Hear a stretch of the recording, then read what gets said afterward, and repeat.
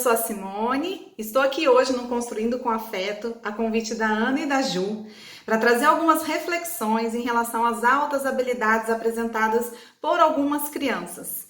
Antes de começar a minha fala, eu quero parabenizar esse trabalho incrível que o Construindo vem fazendo, produzindo conteúdo de bastante qualidade, levando conhecimento para as pessoas sobre o desenvolvimento infantil e os seus desdobramentos. Então, vamos pensar aí um pouquinho nessas crianças que manifestam altas habilidades.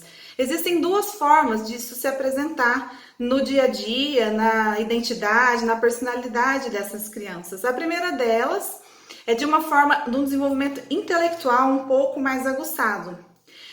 No segundo caso, as crianças apresentam uma produção criativa um pouco acima da média.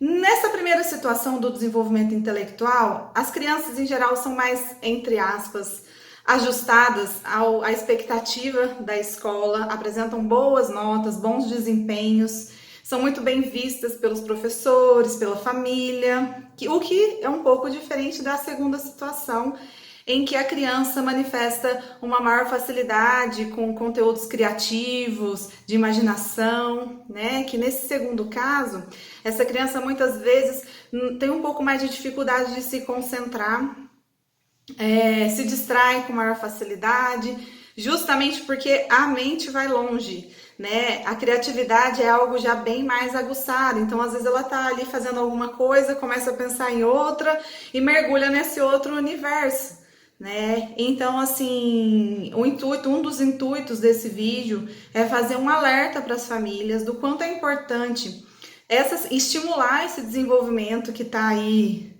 com grande potencial, que às vezes já até nasceu com esse grande potencial, né? Mas que precisa ser costurado com outras habilidades, porque a gente corre um grande risco de fazer com que essas crianças colhem numa identidade. Existe um grande perigo nesse caso em que as crianças se identificam com esse lugar de quem é inteligente, do lugar do superdotado, porque elas podem criar uma ideia de que para serem amadas, para serem aceitas pela família, elas precisam manter esse desejo, vamos dar um nome aí pensando na psicanálise, que é a teoria que eu mais me identifico para direcionar o meu trabalho, né?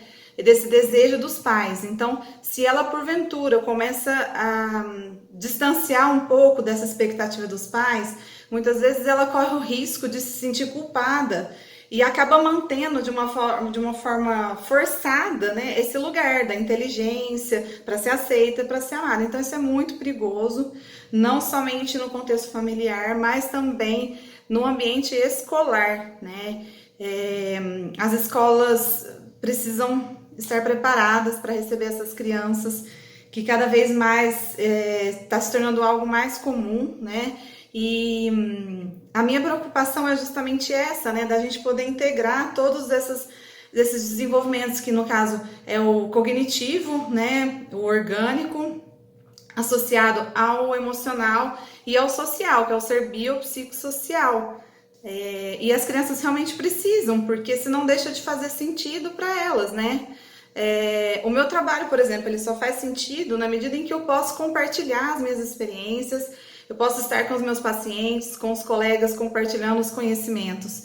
O meu conhecimento por si só, represado, não tem funcionalidade, né? E o mesmo podemos dizer para essas crianças, né? Essas altas habilidades, as altas performances, isoladamente, não podendo circular pelo social e sem fazer o sentido com afeto, fica algo cindido, fica algo fragmentado. Então, para eu encerrar essa minha fala aqui, eu gostaria de deixar um recado também muito importante. Nós estamos no Setembro Amarelo, né, que é o mês de prevenção ao suicídio, e esse cuidado com a saúde mental, com a saúde emocional, ele precisa se iniciar muito precocemente. Alguns autores até dizem que algumas experiências emocionais começam ali no período gestacional, depois na primeira infância e assim por diante.